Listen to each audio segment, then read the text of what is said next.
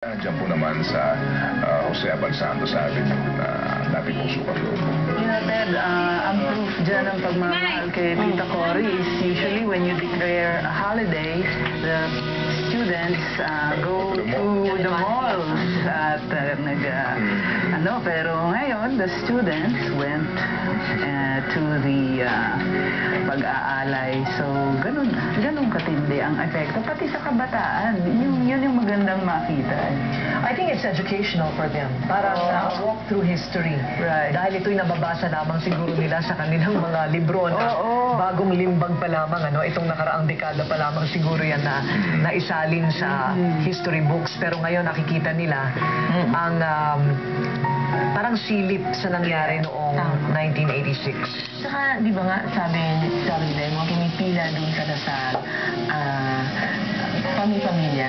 So parang nung may mga interview, kasi gusto daw nilang makilala ng mga anak nila si Tita Cory kahit nasa... Oo, bigit nila yung anak nila para makita. Nung kinakanta nga ni Sarah Geronimo ang magkaisa, sabi ko, pinanganak na kaya si Sarah noong mga panahon na iyon. Pero sa kanyang pag-awit, parang naroon ka ulit noong 1986.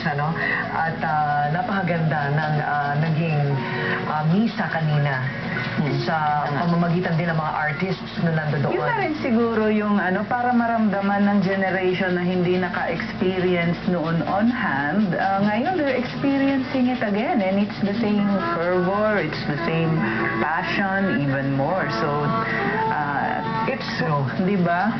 Alam mo, Mitch and Tessie, yung mga panahon na yun, music had so much to do with the emotion.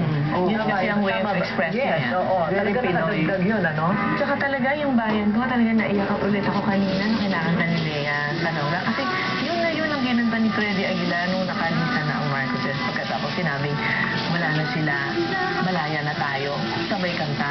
Wow, nag-iiyakan kami dito sa ibabaw ng ABS-CBN. Oo nga. Magbabalik po ang Salamat, President Cory